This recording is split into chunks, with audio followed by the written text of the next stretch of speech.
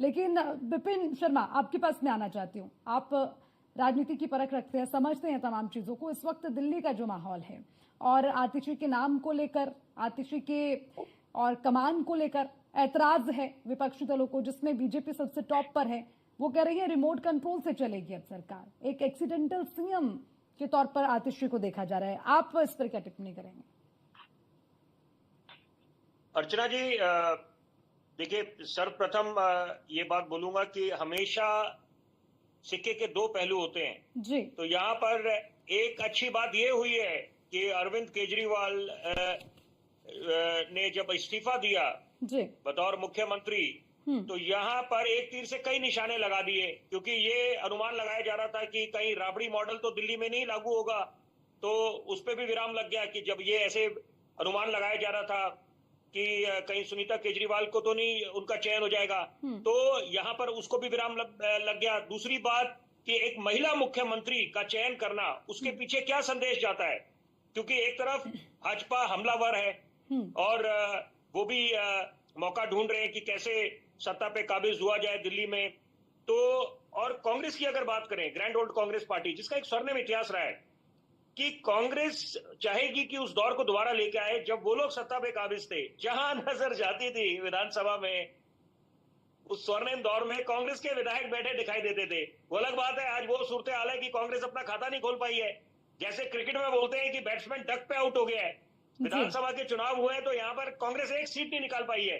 और स्वर्णिम इतिहास वाली पार्टी, जब मुख्यमंत्री शीला दीक्षित जी थी और प्रदेश अध्यक्ष दिल्ली प्रदेश के चौधरी प्रेम सिंह थे, तो यहाँ पर जो मेरे सारे साथी बैठे हैं, अलग अलग राजनीतिक दलों के प्रवक्ता, वो इस बात से इत्तेफाक रखेंगे कि क्या वो दौर था कि आप भले ही जो विपक्ष में भी थे वो भी सराहना करते थे कि जब कमान शीला दीक्षित जी के हाथ में थी, और सही मायने में बड़े जिम्मेदारी से मैं बात बोलूंगा, जो विकास के कार्य दिल्ली ने देखे हैं, राजधानी ने, मैं दिल्ली वासी हूं, बड़ा फख्र महसूस होता हूं, उसका श्रेय निस्संदेह वो शीला दीक्षित जी की सरकार को जाता है।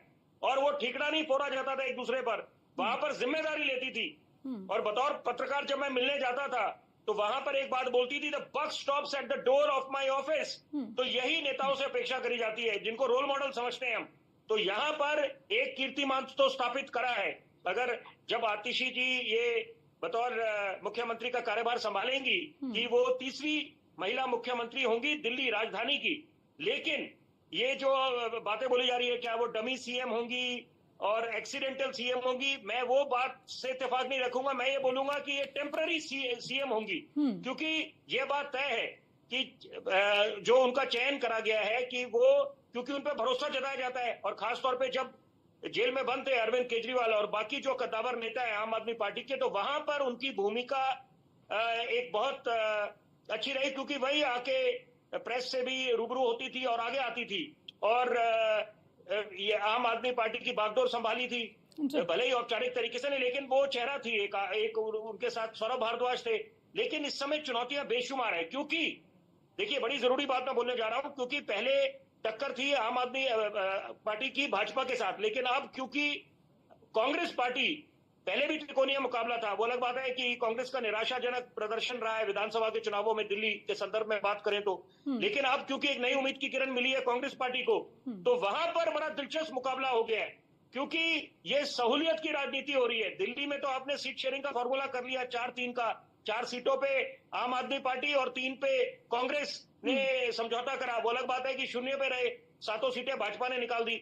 लेकिन अब क्योंकि 2024 के जो परिणाम आए हैं लोकसभा के, वहां पर कांग्रेस को ऐसा अनुमान लग रहा है, उम्मीद पर दुनिया कायम है कि उनकी वापसी हो सकती है दिल्ली में, जहां पर जब वो सत्ता में काबिज थे 1998 से लेकर 2013।